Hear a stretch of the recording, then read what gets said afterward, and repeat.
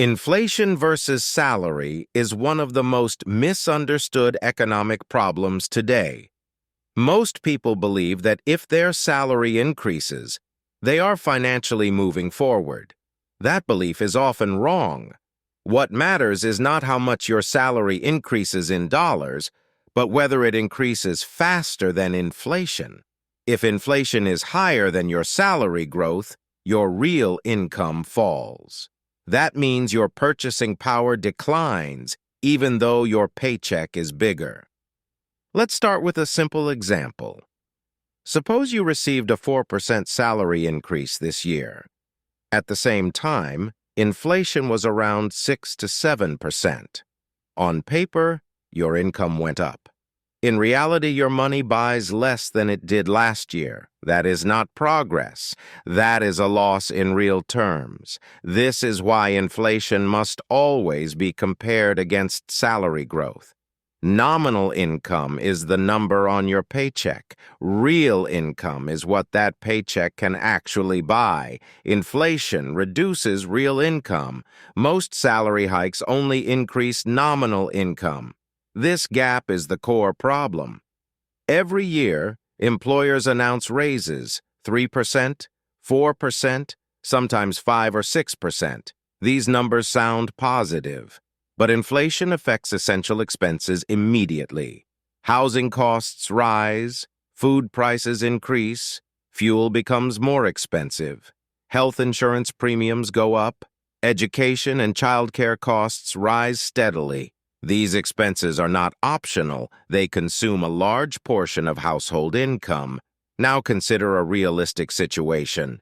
Last year, an employee earned $75,000. Total living expenses were about $55,000.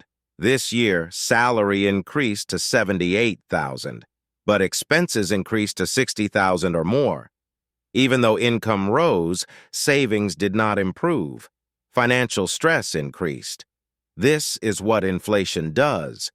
It absorbs salary growth before households feel any benefit. The main reason this happens is structural. Wages adjust slowly. Inflation adjusts continuously. Inflation compounds year after year. A few percentage points may not feel serious in 1 year. Over time, it becomes significant. Meanwhile, salaries are capped by company budgets, market competition, and employment contracts.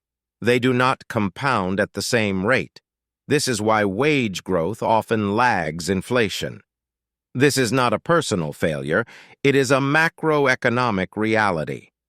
In the United States, this effect is most visible in the middle class. Lower-income groups may receive government assistance. Higher-income groups often own assets that adjust with inflation. Middle-income households depend primarily on wages. Wages are taxed first. Then inflation reduces the value of what remains.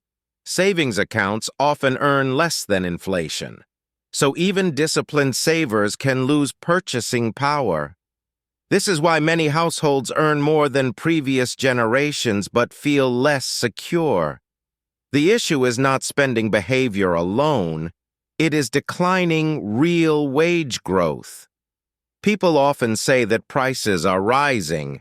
From an economic perspective, the problem is that the value of money is falling.